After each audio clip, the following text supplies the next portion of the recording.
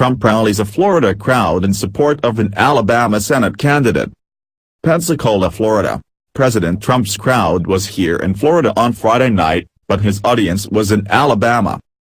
Just 4 days before a crucial special election for a Senate seat in Alabama, Mr. Trump again offered his unequivocal backing for the Republican nominee, Roy S. Moore, a candidate dogged by accusations from women, including one who was 14 at the time, that he had assaulted them or had inappropriate contact with them decades ago.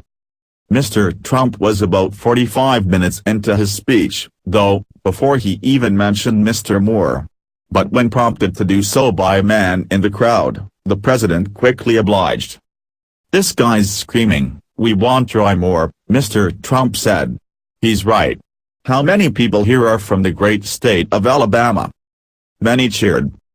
The president also highlighted a discrepancy in the story of one Mr. Moore's accusers and said voters should be wary of her lawyer, Gloria Allred. "The future of this country cannot afford to lose a seat in the very, very close United States Senate," Mr. Trump said.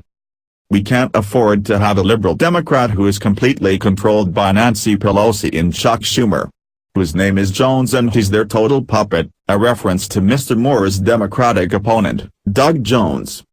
"We need somebody in that Senate seat who will vote for our Make America Great Again agenda," the president said, adding, "So get out and vote for Roy Moore."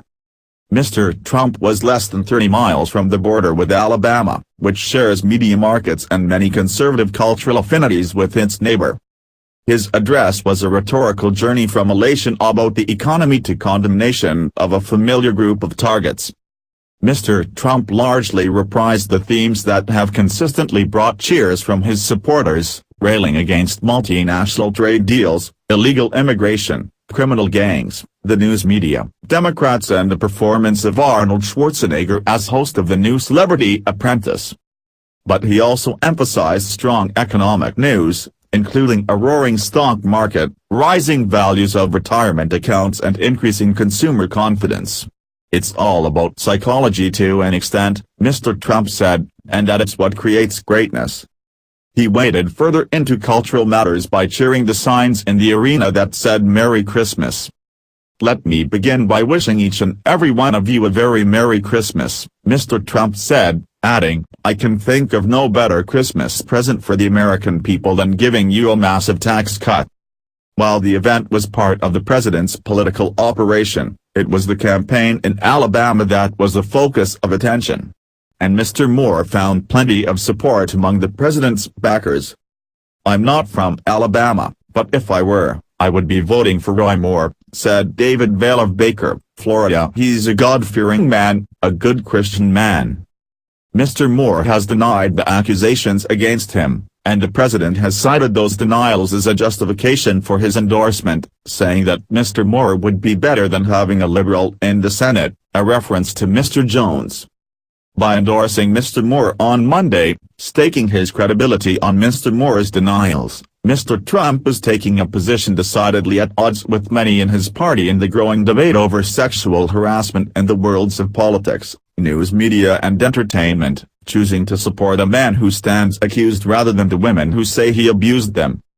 Mr. Trump has already made a campaign appearance in the Alabama Senate race, but it was not for Mr. Moore. At a rally in September in Huntsville, the president implored Republican primary voters to support Senator Luther Strange, Mr. Moore's opponent. But even as he did, he expressed misgivings. "If Mr. Strange loses," Mr. Trump mused aloud, adopting the dramatic tone of a television newscaster, "it will be portrayed as a total embarrassment for him." The state's voters rejected Mr. Strange. Here in Pensacola, even with steady rain and temperatures in the 30s, the president had an approving crowd in an arena where he made 2 campaign appearances in 2016. His rally was the lead story in the Pensacola News-Journal for 2 days straight, and the local congressman, Representative Matt Gaetz, a Republican, gave the president a boisterous welcome.